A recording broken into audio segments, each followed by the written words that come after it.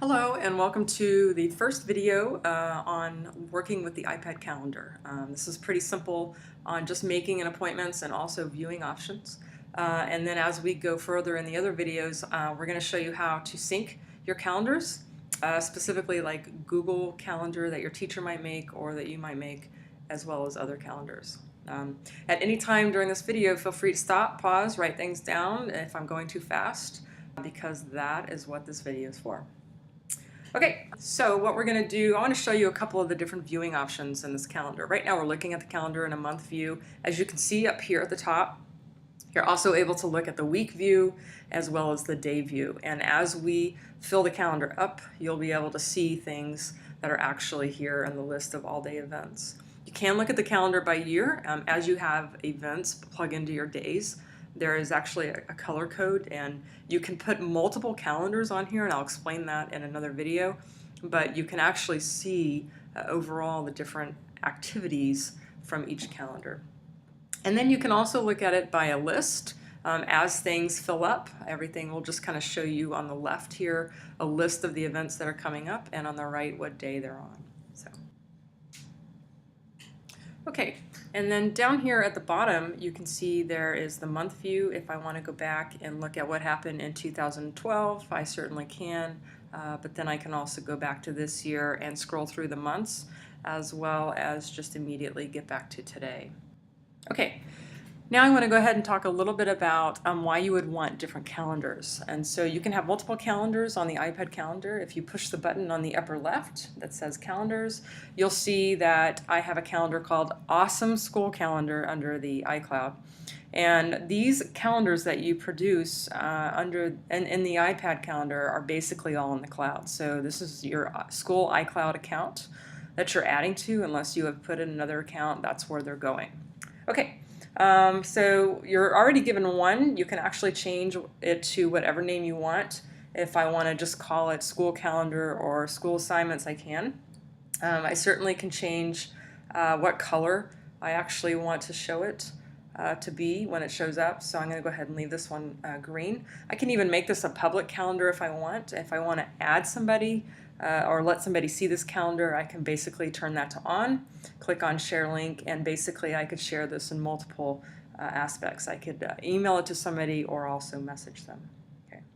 And then finally, if I wanted to add a person, I could do that too. I actually share a calendar with several other teachers, and so basically I would want to just put in their email right here and click add, and it would add their calendar. And okay, now let's say I want to add another calendar. Go ahead and click on edit, and there we have add calendar. And you might want to have a school calendar, and then you might want to have a personal calendar, maybe things going on outside of school and extracurricular activities. And then of course you want to go ahead and probably color it different color, because when you have a lot of things going on in your calendar, it's color coded and it's just easy to see the different colors versus all the words. So, all right, so I have two calendars now, a personal calendar and my awesome school calendar. So if at any time I didn't want to see one calendar or the other, all I would have to do is uncheck a box or check it. So if I just want to see, for example, by color code, all of my personal events versus my school events, I can just uncheck the yellow box. It'll still be there. Everything will still stay in the cloud, and then I can check it back. Okay. All right, let's go ahead and add an event. Next Friday is the pep rally, and so we want to go ahead and mark that on our calendar. And so there's a couple ways to add an event. The best way that I love is with Siri, but we'll show you the manual way, and then I'll show you how to add something with Siri. On the very bottom right, there's a plus sign. That's adding something to your calendar the manual way. We're going to go ahead and call this pep rally to get it scheduled, and it starts, actually it's so this coming Friday, August 30th, and it's during first period. So I'll just go ahead and say 8:25, and it ends probably an hour later. And if you look here, it's not an all-day event, but if you had an all-day event, you certainly could make that go. And I think I've scheduled this appropriately, so I'm going to click done. Now, a couple of the things you can put in here, I can actually add location. I think we are at the stadium on Friday, If I wanted to change time zones, things like that, I can certainly amend that. If I had something that repeated every week, say for example, maybe a reminder that there might be a quiz coming up, I certainly could make that happen. So I could put it on daily, weekly, every 2 weeks, every month, etc. And then finally, I can invite other people to this calendar. If I were working on a project with multiple folks, this would be a great way to make events on that calendar for that project. An alert, you probably know you can basically have it charm or ding or whatever beforehand. So I'm going to make this one 5 minutes before the pep rally.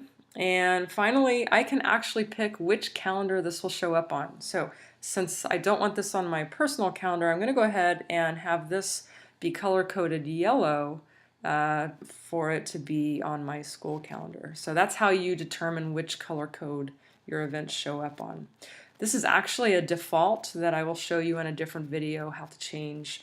By default, if you always want something to be set up on a certain calendar, you can control that.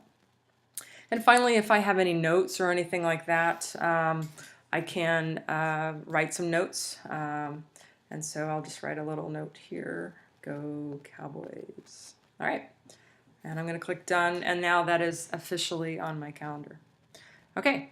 I'm going to show you really quick with Siri. And so what I want to do, what I want to do is delete this. I'm going to go ahead and click edit. And if you scroll all the way down, you get a delete button. So I'm going to go ahead and click on delete. And now I want to go ahead and add this same event with Siri. We're going to try it out. All you got to do is hold down your home button and Siri will show up. If you just let her know you want to add to your calendar and talk to her, she'll pretty much do it for you. So go ahead and try it, but I'm going to do it here and see how we do. Oops, that didn't work. Siri, can you schedule a pep rally for August 30th? What time is your event? 8:25 a.m. Okay, I set up your event for August 30th, 2013. Shall I schedule it? Yes, please do. Your event is scheduled for 8:25 a.m. August 30th, 2013. Thank you. You don't need to thank me. Okay, so we've got an event scheduled. Siri's pretty good about that. She can do some really neat stuff. Very fun to play with, too. Okay, I want to show you one more final way to add an event to your calendar as well. If you receive an event or a notice via email, or there's something even online, you can usually highlight those words. The iPad will automatically pick up those words, and I don't know how they configure it, but they basically make it where all you need to do is touch it and it'll prompt you to add that event to your calendar. So I got an email, I believe today, from Mr. Bagley. Let me see if I can get it. Here it is. And there are some time frames on it about this weekend as well as some time. So you can see where it's highlighted blue. I'm going to go ahead and touch that. It does say show in calendar. However, when I go to the calendar, it doesn't quite show up. So there's not quite enough information in that email to automatically make it an event. And so what I'm going to do is I'm going to click on Create Event. And for the most part, since there wasn't a calendar date, it automatically made it today. So I do need to go ahead and make that on a Saturday or a Sunday and go ahead and put in the right day that I want. But for the most part, it actually named the event and it did everything else. So that's a really quick, fast way for you to add an event from an email or from a written notice. It's helpful if you're inviting people to events or you're telling them about it on email to put the date as well as location and times, because if the iPad picks up on that, it will actually create that event for you and automatically plug all that in. So, okay, hope that helps. This is just video 1 of on how to work the iPad calendar. Thanks.